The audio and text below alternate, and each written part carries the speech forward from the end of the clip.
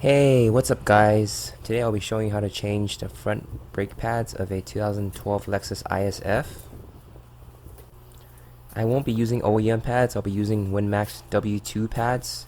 They're aftermarket pads. So these are the things I've done already. I've jacked up the car, taken off the wheel, and turned the caliper towards me for easier access. First thing you gotta do is take out the pin. I've seen people do this differently. I like hammering it out. I've seen some people stick a screwdriver into the retaining clip to push it out, but I don't like doing it that method. I feel like this method's easier.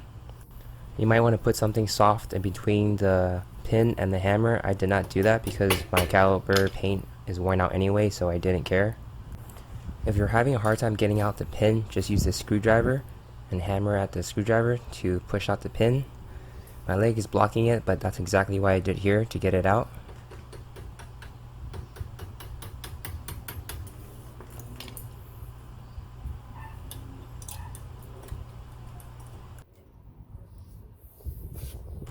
So now that the bottom pin is out, the retaining clip comes out easily.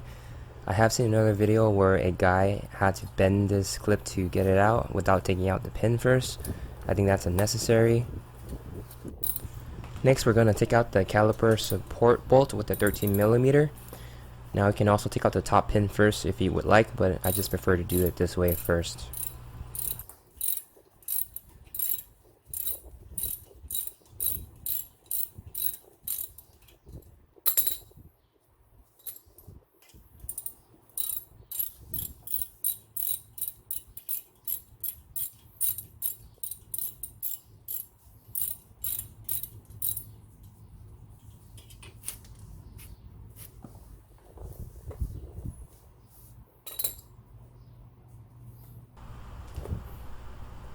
With the nut off, just take a screwdriver and hammer out the bolt gently.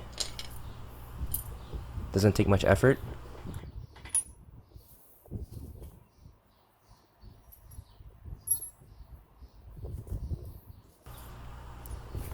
Next, we're going to go after the top pin, once again with a hammer.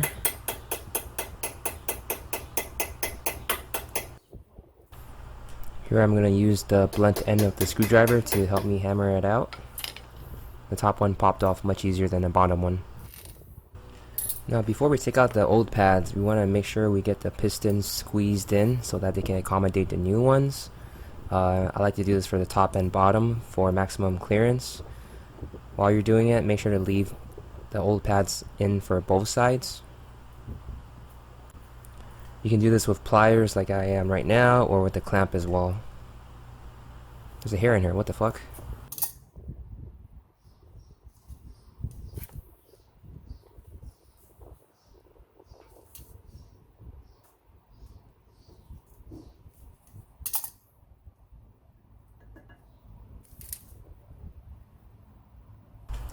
Here's a side-by-side of one of the new OEM Winmax pads versus the old OEM pad that looks like it's just about done.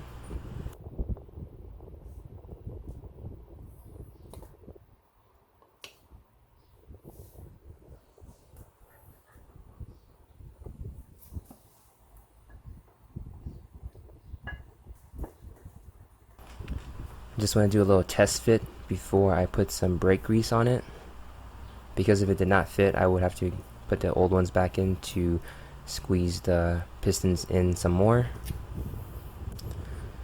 This should go without saying, but I just want to reiterate that you should be putting the brake grease on the piston side of the pad and not on the side that comes into contact with the rotor.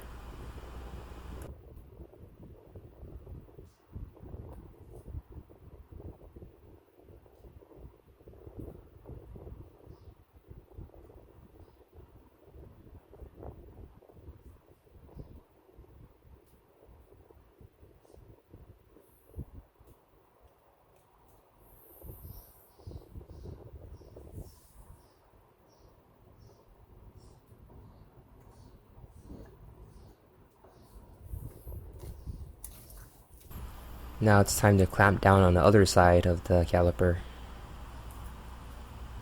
top and bottom.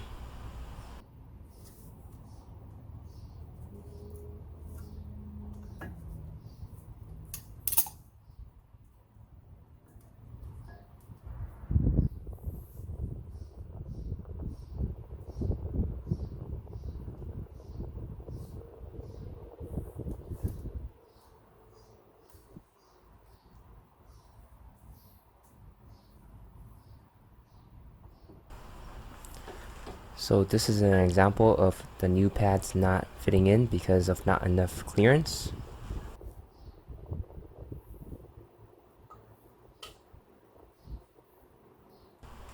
Now I gotta put back in the old pad and squeeze the piston some more, top and bottom.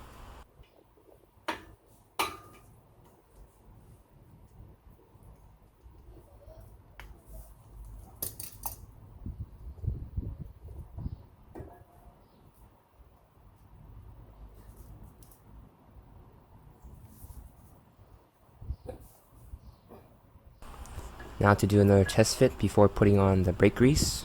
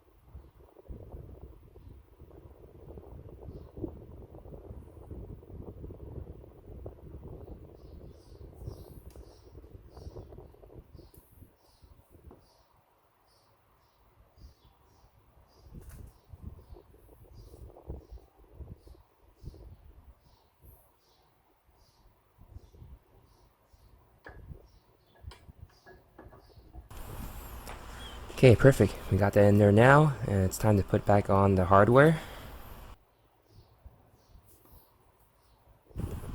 I'm going to start with the caliper support bolts.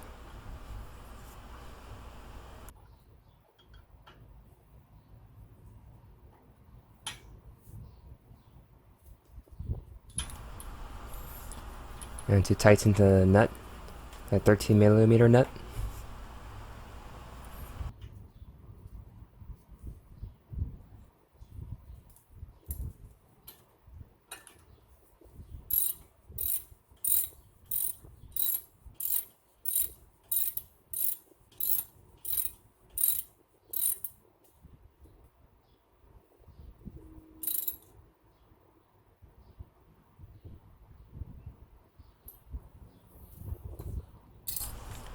Next we put on the top pin.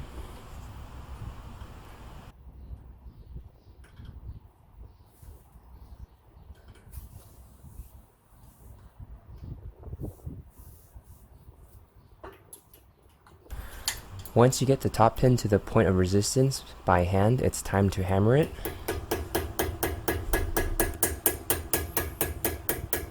Once you are at the limit, notice the change in sound.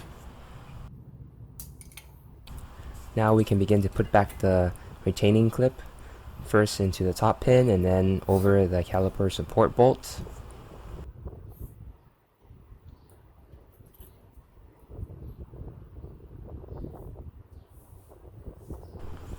You want to gently push down towards the bottom of the retaining clip to get the bottom pin in. It shouldn't be too hard.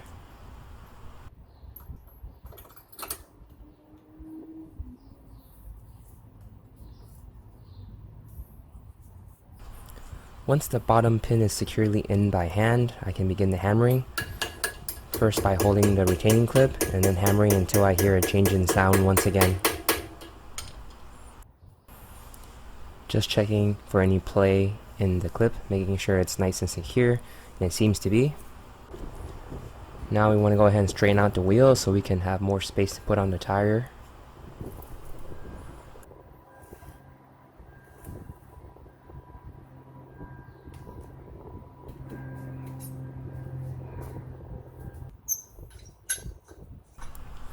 The last thing to do is to put back your nuts and make sure to torque them to 76 foot-pounds according to the owner's manual.